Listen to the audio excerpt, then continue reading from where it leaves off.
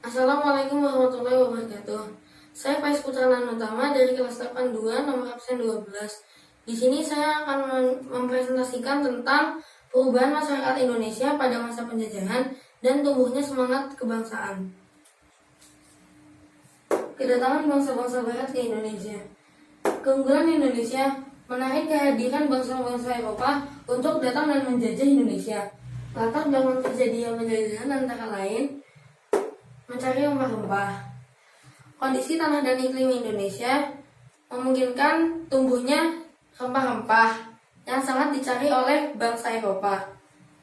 Yang kedua ada motivasi 3G. Gold berarti emas, berarti kekayaan. Artinya bangsa Eropa menjajah Indonesia untuk mencari kekayaan. Yang kedua ada glory atau kejayaan bangsa.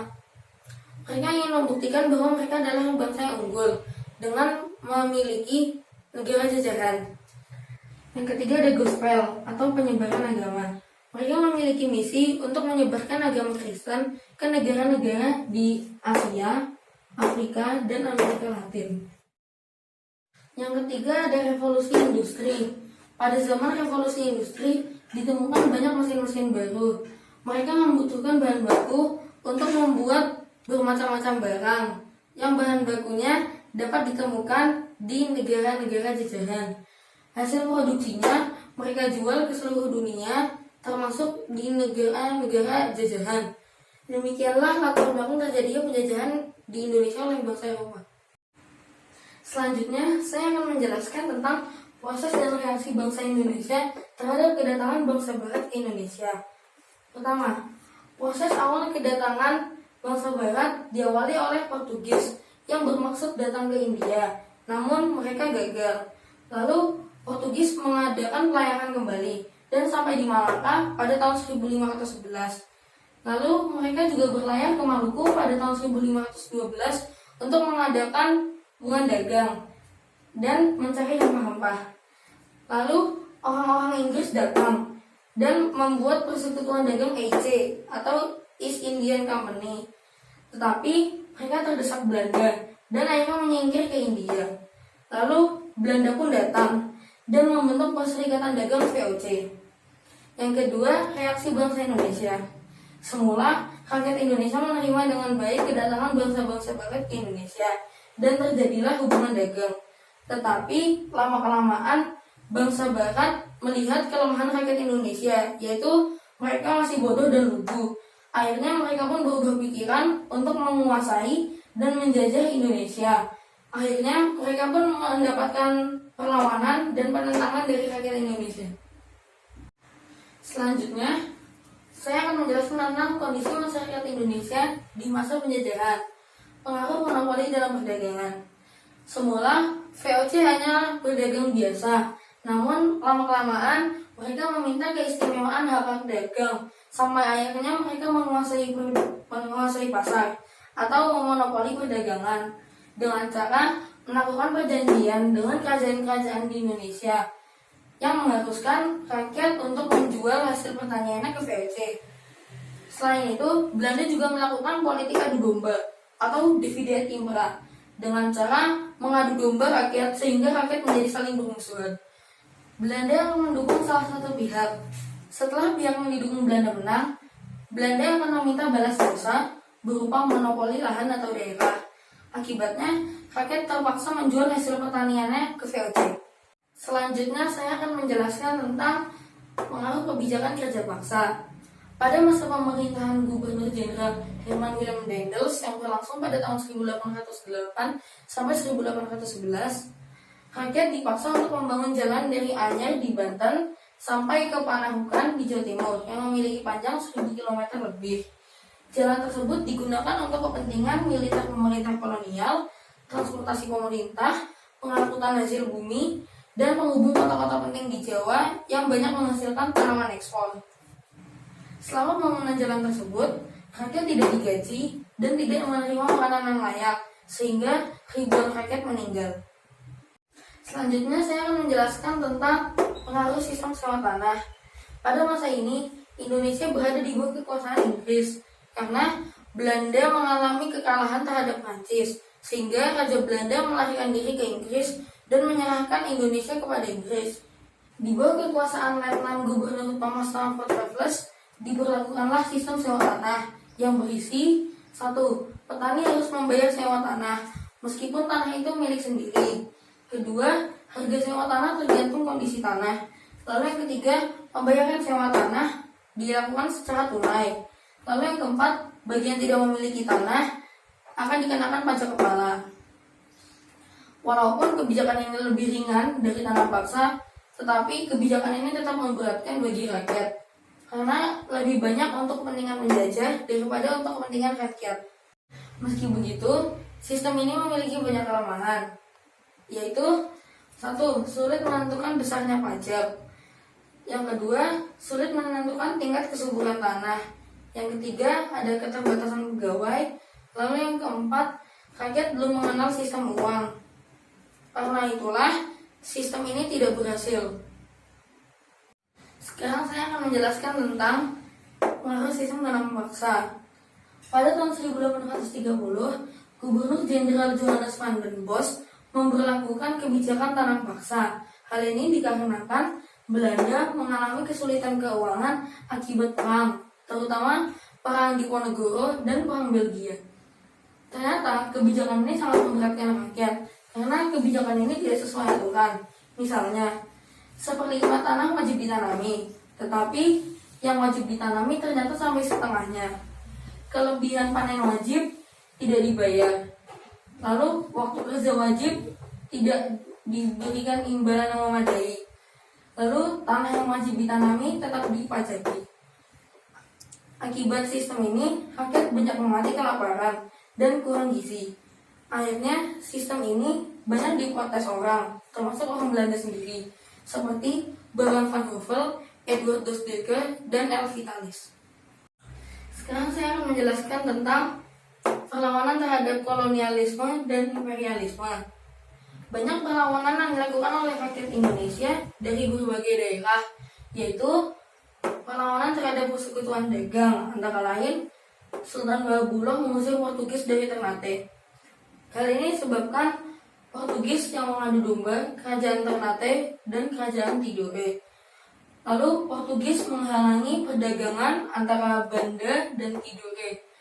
Selain itu, Portugis juga membunuh Sultan Hairun dalam perundingan. Sultan Bahabullah sebagai putra dari Sultan Hairun berhasil menyatukan rakyat dari kerajaan Ternate dan kerajaan Tidore dan akhirnya berhasil mengusir Portugis dari Ternate pada tahun 1575. Lalu yang kedua ada perlawanan di Aceh pada masa pemerintahan Sultan Iskandar Muda pada tahun 1607 sampai 1639. Perlawanan ini melawan Portugis di Malaka. Meskipun belum berhasil, tetapi kerajaan Aceh masih berdiri. Berikutnya, perlawanan Sultan Hasanuddin, Raja Goa, Sulawesi. Belanda menjulukinya sebagai ayam jantan dari timur karena ketangguhannya. Belanda ingin melemahkan kekuasaannya, sehingga ia mengadu domba dengan Ahupalaka, Raja Bone, yang didukung oleh Belanda. Akhirnya, Belanda berhasil melemahkan kekuasaannya dan menjadikannya sebagai kerajaan kecil-kecil. Lalu yang keempat ada Sultan Agung, Raja Mataram. Sultan Agung menyerang Belanda yang berpusat di Batavia 2 kali, yaitu pada tahun 1628 dan pada tahun 1629. Tetapi kedua serangan tersebut gagal karena adanya kurang persiapan dan kalah dalam persenjataan. Terjadi suatu peristiwa penting dalam sejarah kolonialisme dan imperialisme bangsa Barat di Indonesia, yaitu dibubarkannya VOC pada tanggal 31 Desember 1769. VOC dibubarkan karena bangkrut.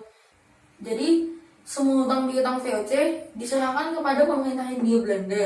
Sejak saat itu, Indonesia berada di bawah kekuasaan pemerintah Hindia Belanda secara langsung.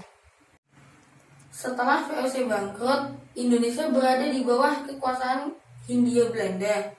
Di bawah kekuasaan pemerintah Hindia Belanda, terjadi beberapa pertempuran di berbagai daerah. Antara lain, Perang Saparua di Ambon pada tahun 1817, Perang ini dipimpin oleh Thomas Matulesi atau yang biasa disebut dengan Kapitan Patimura dan dibantu oleh Christina Marta Tiagahu, pahlawan wanita di Indonesia. Pasukan Thomas Matulesi berhasil merebut benteng Belanda dan menewaskan Residen Vandenberg. Lalu Belanda mendapat bantuan dari Batavia dan dapat mengalahkan pasukan Thomas Matulesi. Lalu Thomas Matulesi ditangkap dan dihukum mati. Lalu ada Perang Padri di Sumatera Barat pada tahun 1821 sampai tahun 1838. Perang ini dipimpin oleh Tuanku Imam Bonjol yang gigih melawan Belanda hingga Belanda terpojok. Lalu Belanda pun mengajak damai dengan cara berunding karena Belanda pada saat yang sama Belanda sedang bertarung di Jawa melawan Pangeran Diponegoro. Lalu setelah Pangeran Diponegoro berhasil tertangkap, Belanda melakukan pertempuran kembali di Sumatera Barat dan menerapkan siasat benteng Stelsel. Dan akhirnya pertahanan Padri pun runtuh. Lalu Tuanku Imam Bonjol ditangkap dan diasingkan ke Priangan, lalu dipindah ke Ambon dan terakhir ke Manado hingga wafat pada tahun 1864. Selanjutnya ada Perang Diponegoro yang berlangsung pada tahun 1825 sampai 1830. Perang ini disebabkan oleh penderitaan rakyat, juga karena Belanda melecehkan leluhur Pangeran Diponegoro, yaitu dengan cara membuat jalan melalui tanah leluhur Pangeran Diponegoro. Perang Diponegoro ini termasuk perang yang besar di Jawa karena menguras kas keuangan Belanda. Lalu Belanda pun mengadakan tipu muslihat dengan cara mengajak Pangeran Diponegoro untuk berunding. Ternyata Pangeran Diponegoro ditangkap, lalu diasingkan ke Manado, lalu dipindah ke Makassar hingga wafat pada tahun 1855. Selanjutnya ada Perang Aceh yang berlangsung pada tahun 1873 sampai 1904. Tokohnya ada Teuku Umar, Cut Nyak-Dien, Cut Mutia, dan Panglima Polim. Pada saat itu, Aceh merupakan negara yang merdeka. Menurut Traktat London pada tahun 1871, Aceh diserahkan kekuasaannya kepada Belanda. Hal ini mendapatkan perlawanan dari rakyat Aceh, apalagi karena Belanda membakar Masjid Baitur Rahman yang merupakan kebanggaan rakyat Aceh. Akhirnya rakyat Aceh pun melakukan perlawanan jihad. Lalu Belanda mengutus Dr. Snoek Boeghorst yang memiliki nama samaran Abdul Ghaffar. Belanda meminta saran untuk mengalahkan Aceh. Lalu sarannya adalah mengadu domba ule balang atau bangsawan dengan ulama. Akhirnya satu persatu tokoh pahlawan Aceh pun dapat dikalahkan oleh Belanda. Perlawanan yang dilakukan oleh Sisingamangaraja 12 di Sumatera Utara pada tahun 1877. Perang ini disebut juga dengan Perang Batak. Perang ini berlangsung selama 29 tahun. Karena kegigihan pasukan Sisingamangaraja, Belanda pun menarik pasukannya dari Aceh. Lalu Kapten Christoffel berhasil mengepung benteng terakhir Sisingamangaraja di Pakmak. Akhirnya peperangan di Tapanuli pun berakhir. Selanjutnya ada Perang Banjar pada tahun 1859 sampai tahun 1905 di Kalimantan. Perang ini diawali oleh campur tangan Belanda pada pergantian Raja Banjarmasin. Belanda mendukung Pangeran Tamjidillah yang tidak disukai oleh rakyat. Lalu Perang Banjar pun terjadi. Perang ini dipimpin oleh Prabu Anom, Pangeran Hidayat, dan Pangeran Antasari. Perang ini berakhir dengan menyerahnya Pangeran Hidayat pada tahun 1905. Kemudian ada Perang Jagaraga di Bali yang berlangsung pada 1846 sampai 1906. Perang ini diawali oleh adanya sengketa Belanda dengan Raja Buleleng karena adanya dua kapal Belanda yang karam dan disita Raja Buleleng.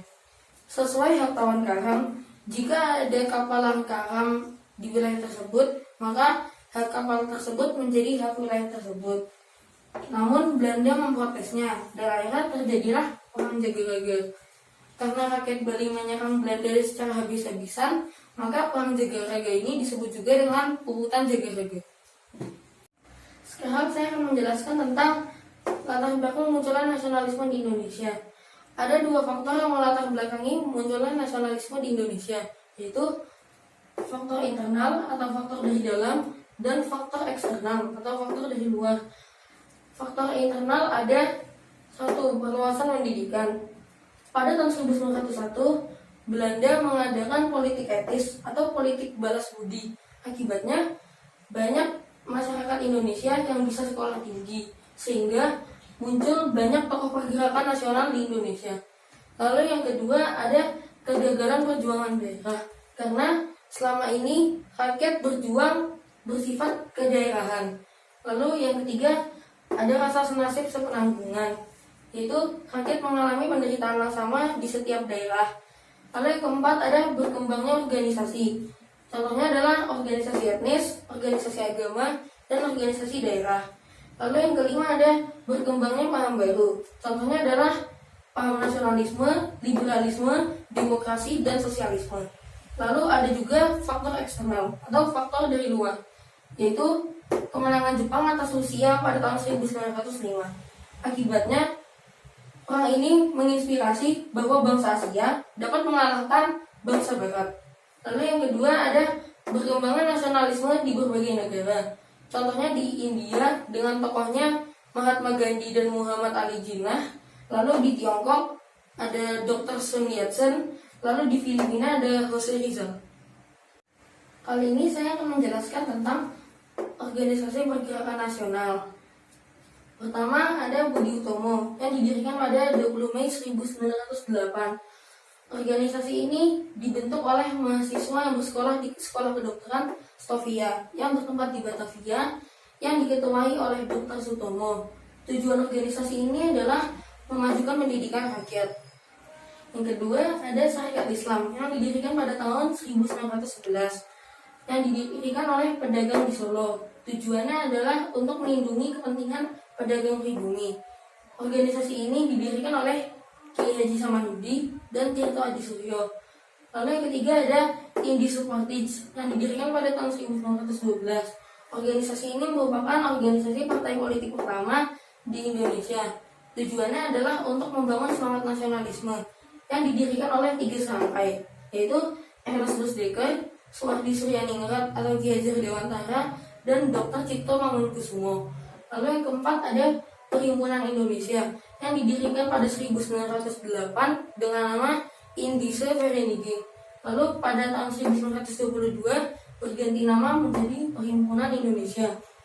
Tujuan organisasi ini adalah untuk berjuang mencapai Indonesia merdeka dan membentuk pemerintahan sendiri. Tokohnya adalah Muhammad Hatta, Ali Sastrawamijoyo, dan kawan-kawannya. Lalu yang kelima ada Partai Nasional Indonesia atau PNI. Organisasi ini dibentuk pada tahun 1927. Tujuannya adalah untuk mencapai Indonesia merdeka dengan ideologi nasionalisme. Tokohnya adalah Insinyur Soekarno.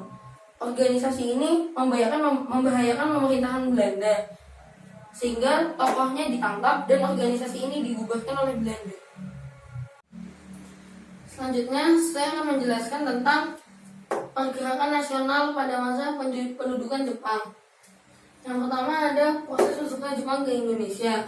Jepang masuk ke Indonesia karena mereka memiliki kepentingan ekonomi, yaitu mereka sedang membangun industri yang menyaingi bangsa Barat. Oleh karena itu, mereka membutuhkan bahan baku. Mereka juga ingin memasarkan barangnya. Oleh karena itu, mereka memperluas wilayah jajahannya. Lalu ada juga kepentingan politik, yaitu Jepang sedang mencari dukungan bangsa Asia untuk melawan sekutu. Untuk mewujudkannya, maka pada tanggal 8 Desember 1941, Jepang menyerang Pearl Harbor, yaitu pangkalan militer milik Amerika Serikat. Lalu Jepang masuk ke Asia Tenggara. Pada tanggal 11 Januari 1942, Jepang masuk ke Tarakan di Kalimantan. Lalu pada tanggal 16 Februari 1942, Jepang masuk ke Palembang. Pada tanggal 1 Maret 1942, Jepang masuk ke Batavia, yaitu pusat pemerintahan Hindia Belanda.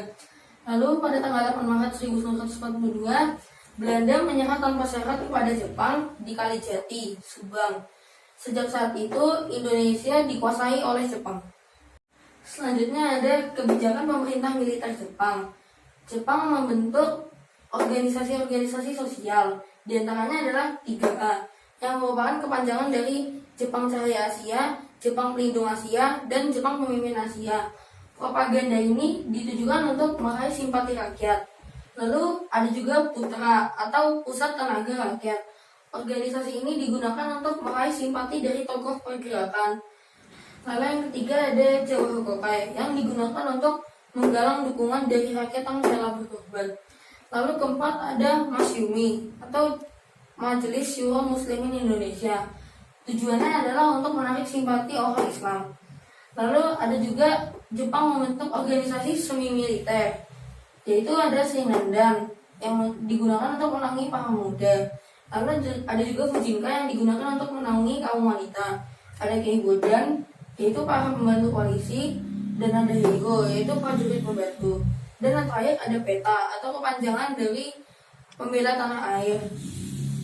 Mereka adalah para pasukan bersenjata yang telah disiapkan dan dilatih oleh Jepang untuk membantu berperang melawan sekutu. Kebijakan pemerintah militer Jepang lainnya yaitu pengerahan Romusa atau kerja paksa, yaitu mengerahkan tenaga rakyat untuk membangun jalan, rel kereta, jembatan, dan kubu pertahanan Jepang. Lalu ada juga eksploitasi kekayaan alam. Semua kekayaan alam, usaha perkebunan yang diperlukan untuk menunjang industri dan keperluan Jepang. Lalu ada juga menanam paksa pohon jarak sebagai minyak pelumas bagi industri dan kendaraan perang Jepang.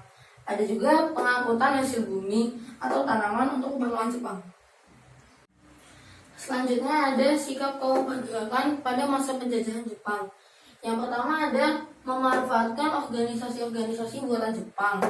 Misalnya, tokoh pergerakan menggunakan putra untuk berkomunikasi dengan rakyat tentang nasionalisme. Lalu yang kedua ada gerakan bawah tanah atau gerakan sembunyi-sembunyi. Misalnya adalah rapat perjuangan pemuda di asrama dan juga mendengarkan radio siaran perang Pasifik. Lalu yang ketiga ada perlawanan bersenjata. Contohnya adalah di Aceh. Tokohnya adalah Tengku Abdul Jalil. Perlawanan ini dilaksanakan pada 10 November 1942. Lalu yang kedua ada di Singaparna, Jawa Barat. Tokohnya adalah Ki Haji Zainal Mustafa. Perlawanan ini dilaksanakan pada 24 Februari 1944. Lalu yang ketiga ada di Indramayu. Tokohnya adalah Haji Madrian. Perlawanan ini dilaksanakan pada Juli 1944.